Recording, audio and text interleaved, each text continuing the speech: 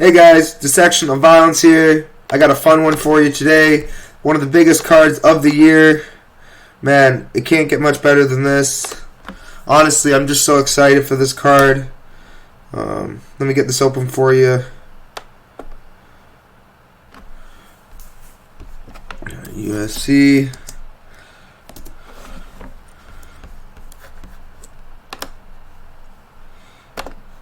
So to start off the card, we have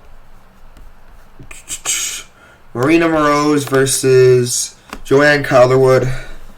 This is a fight that I'm not too invested in for obvious reasons.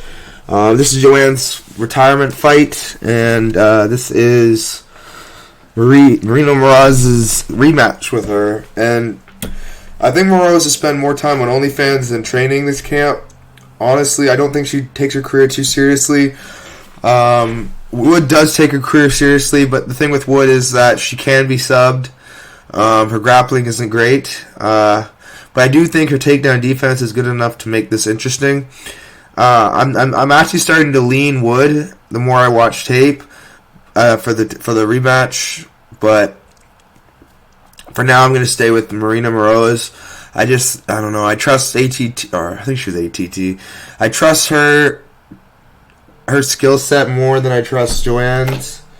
And honestly, I'm just going to have to stick with Marina Moroz. She was my initial gut pick, so I'm going to stick with that. I could end up changing, but we'll see. For now, it's going to be Marina Moroz, but plus 200, there's a lot of incredible value there on Joanne Calderwood on a retirement fight. Definitely might consider it. We'll see, though. Moving on, we had Asu Almeida taking on CJ Vergara. So this is a fight that, honestly, I'm not that interested in as far as, this is a contender versus a contender. The only thing I am interested in is if Almeida passes this test, because CJ Vergara is a bit of a litmus test to see how good you are. If he can get Vergara out of there or dominate him, he is seen as a pretty good prospect. If he doesn't win, he is seen as a potential, fraud. But honestly, I just see good things out of Asu, and other than getting, chinned or, KO'd somehow, I don't see him losing to Vergara. Maybe he slows down as the fight goes on, but I just don't see that happening. I see Almeida winning a dominant decision, or he wins a submission, wins by submission. I think Vergara can set a good pace, make this interesting, but I like Almeida. I think he's very, very good. He's got really good grappling, good wrestling, good chain wrestling. I think he's going to be a problem, and I think he passes his test with flying colors. Moving on, we have Despeigne taking on Josh Parisian. Obviously, Josh Parisian is the lock of the card. No, I'm just joking. Obviously, we're on Rebellis here. This could get interesting if it leaves round one, because we haven't really seen Rebellis tested. And I know Parisian isn't really a test, but he still stays in people's faces and makes it ugly. It is what it is. When you fight Parisian, you're either, you're in for a long night or you get him out of there. I think Rebellis is going to get him out of there in the first round. By KO, obviously. I'm going to probably take in the first half minute or 30 seconds, because I don't see Rebellis. If he does extend this fight, it just plays into Parisian's hand. So I do understand why the odds are moving back down to negative 3-1 odds at most. But yeah, I think Rebellis is definitely the side here. I think he should get through Josh Parisian with relative ease. You never know here. It could be a fraud check, but he's still early in his career, so I don't think, in a heavyweight, if you have any skill at all, you're going to go a little farther. So I'm going to go with Rebellis here. I think it's a pretty smart pick. I don't know about safe at heavyweight, but it's a pretty smart pick, I'd say.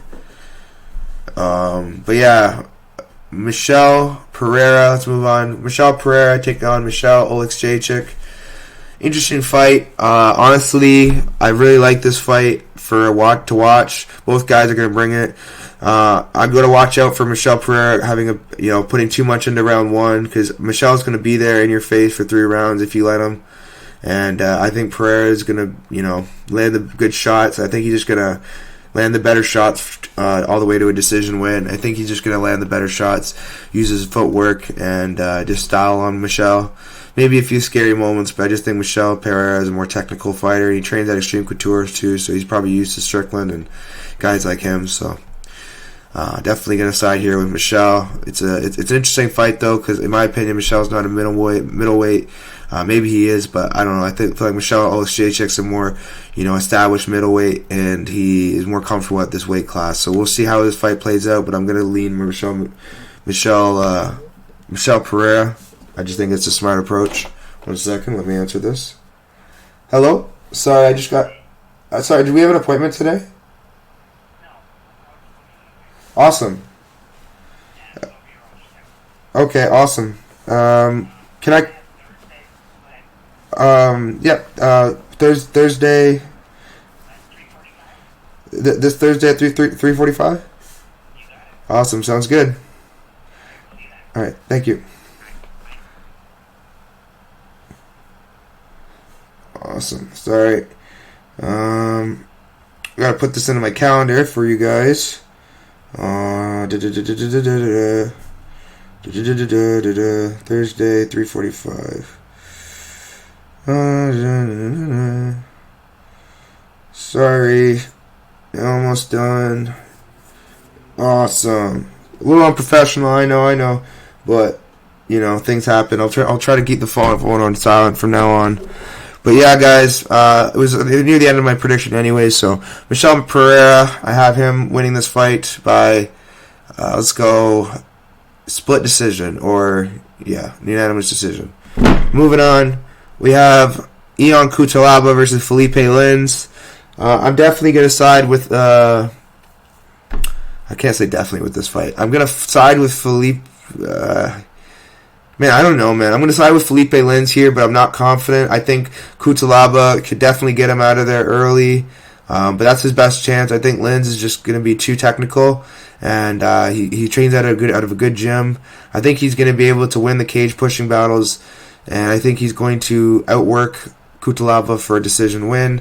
It's a weird fight. Definitely don't want to bet on it, but I'm going to lean Lins here. I think Lins is the better fighter, and he's more established, face better guys, or pretty similar strength of schedule, but I still think Lins is better. I think he has more of a process. But yeah, moving on, Pedro Munhoz versus Kyler Phillips. Honestly, this is a weird fight. I like Kyler Phillips here, but he could, get, if Pedro Munhoz was just a bit younger, I could see him, turning back the clock, pulling a Ronnie Barcelos, and just, absolutely destroying Kyler Phillips. But I just don't see that happening, and I don't see him winning a split decision. There's a world obviously that could happen, but I think the special formula they have at the MMA Lab is just going to be too strong, and I think Kyler Phillips is going to be able to just stay disciplined and win the fight, dominant unanimous decision. I just feel like it's pretty simple. Phillips is better everywhere the fight goes, in my opinion. Other than a guillotine, I just feel like Pedro Munhoz is not as good. Moving on, we have Mateusz Gamrot taking on Rafael dos Anjos. So Rafael dos Anjos, he's a really good MMA practitioner. What I mean by that is he mixes it up really well. He knows how to use his skill set that he has at his age.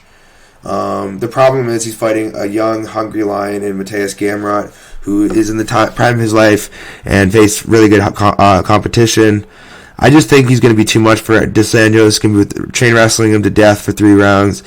I just feel like RDA, if you're getting out wrestled by our striker, I just don't know what. I think Gamrot's going to outwork you. It's 3 rounds, which can make it interesting, but I think Gamrot wins this quite dominantly. The line's a bit wide, but I do think Gamrot should be -4, -500. But some people might think that's a bit wide, and I can't agree with the argument. But I personally think he deserves that lining. But yeah, Mateusz Gamrot by decision. Moving on. Caitlin Chookagian versus Macy Barber. I'm starting to see the Caitlin Chookagian this week. I'm just going to stick with Macy Barber here. The judges love her, and in a close fight, I'm going to lean by Macy Barber by split decision. She's notorious for winning split decisions, and maybe this is where the karma gets her and bites her back. I do think there's a lot of value in Chookagian, but I love beating some Barber. I think she's more dangerous, and I think she is very, very strong, so I think she'll defend the takedowns from Chookagian, and I think she'll land the better shots in the feet, win a decision. Moving on. Moving on. We have Jailton Almeida taking on Curtis Blaydes. Interesting fight. Curtis Blaydes has definitely the wrestling to stop Jailton Almeida, but does in the cardio as well. But does he have? If he is taken down, does he have the jiu-jitsu to get back to his feet? I don't think he does. I think he relies on his wrestling and his athleticism, and I think he's going to find a problem with that when he's fighting a guy just as athletic. And just as, I wouldn't say, I wouldn't say it's just as good. Man, honestly, I gotta say, Jailton Almeida has better jiu-jitsu and worse, and probably just as good wrestling. I think Jailton has really good wrestling, and I think Curtis Blaydes is gonna have a lot of problems here. The striking is gonna be his friend, but I think Jailton Almeida, once he gets him down, it's just gonna be too much for him. I think he's gonna get Curtis Blaydes out of there as the fight goes on, maybe submission or TKO. I just think Blaydes off his back isn't great, and yeah, I rate Jailton Almeida, man. I think he's very, very good, especially at grappling. Striking is a bit of a fraud, but other than that, I think he's a really, really good fighter. And yeah, I think he's going to do good things at heavyweight. Heavyweight's not that high level, so he can get away with a lot. Moving on, we have the fight people are dying to see: Peter Yan versus Song Yadong. Honestly, I love me some Song Yadong here. Peter Yan is just not in the best state in his career, coming off a big losing streak. He is very, very hit or miss, and at this stage in his career, at 3-rounders, he's just not doing what he needs to do to win the fights. He's just getting outworked, and those are in 5-round fights.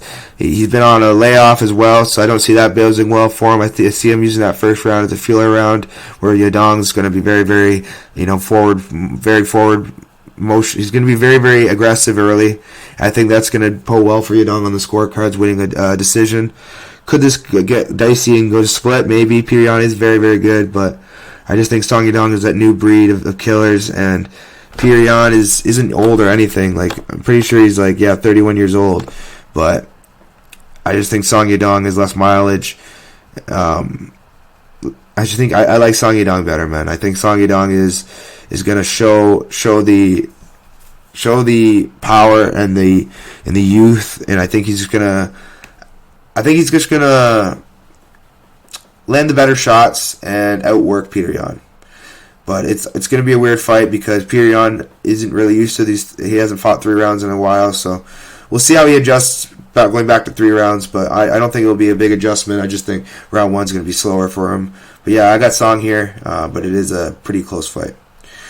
Moving on, we have Jack Della Maddalena versus Gilbert Burns. Interesting fight. We have Jack Della Maddalena, who's been on a tear as of late, killing the scene. He's had a few wishy-washy wins versus Bafet. I thought he dominated Bafez or whatever his name is. I don't see the controversy there. Jack's very, very good, man, and he's faced guys fighting Amiv and getting out of that tight submission hold was not all I needed to see, but it was a good indicator for me to dictate how this fight's going to go. Given Jack doesn't do anything stupid like jump guillotines, I feel like he wins this quite easily. I think he is a much better striker, better hands, and that's Gilbert's big weakness is boxing. And Jack struggles with, Gilbert Burns struggles with boxers. I'm going to go with Della Maddalena by rounds 1 or 2 TKO. I just think he's going to be too on point with the hands, and Burns is going to be too susceptible to getting hit. I got to go with Jack Della Maddalena here, but it is a high-level fight, and it's going to be the biggest jump he's had in his career, so excited to see how he does here. Let's go, Jack. Moving on, we got Kevin Holland taking on Michael Venom Page. Michael Venom Page is older.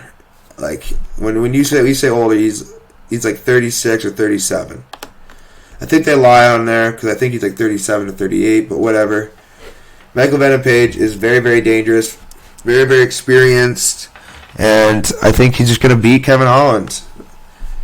Actually, I don't know. This is a fight I'm very torn on because I think if we're going off of the Stephen Thompson fight, this should be an easy win for Michael Venom Page. But he doesn't take damage well, and Holland's so weird at finding shots. I can see him just landing a fluke punch that KOs Page, or just wins the bigger moments. I don't know. It's a weird fight. Black on black crime usually equals a KO. So I'm going to go with Michael Venom Page, but I'm not confident, and honestly, I could end up switching back to Holland. I've been back and forth in this fight all week. Right now I'm on Holland, but I'm a bit torn, to be honest. Moving on, though, we got the co-main event: Dustin the Diamond Poirier taking on Benoit St Denis. It's another passing of the torch, in my opinion. I think Benoit St Denis is that new breed of MMA fighter who is just good at everything. And man, I think Dustin Poirier, he still is good at a lot of things, but his cardio is a bit overrated, and I honestly think his defensive grappling and striking is overrated as well. And I don't think Benoit St Denis is like a pretty striker at all. He's very much similar to Dricus du Plessis, who just pushes forward and pushes a good pace, and it's like almost like a meathead just coming forward. But I think he has a lot of method to his madness, and I think he's very, very cerebral as well as a bit of a savage. So I'm going to go with Benoit St Denis inside the distance, but honestly, this is a fun fight. Wouldn't be surprised at a lot of outcomes. This is a people's main event for sure. I mean, I guess this O'Malley fight is a big deal, but this card is stacked, man. Moving on, we have Sean O'Malley taking on Marlon Chito Vera. I love me some Sean O'Malley. I love Chito, man. He is like one of my favorite fighters, but he is just so hittable, and O'Malley cracks too hard, man. Obviously, as the fight goes on, we can see Chito take over, but I'm going to see O'Malley and training at MMA Lab with their special formulas. I just see Sean O'Malley pulling off a masterpiece here and getting another KO, putting out Vera for the first time in his career. I can see it, and I'm just going to go with Sean O'Malley by KO. Honestly, this is a weird card for, betting squares. There's not a lot of squares, but I like me O'Malley here. I feel like he's a good spot here. Some people are on Vera, and I understand it, but I just feel like that was a fluke first fight, and I'm not even an O'Malley fan. I just know what I'm watching, and O'Malley's got the talent, man, and he's training at a good gym, and I think he'll be well prepared for this fight. I'm on Sean O'Malley here, and I'm pretty confident as well.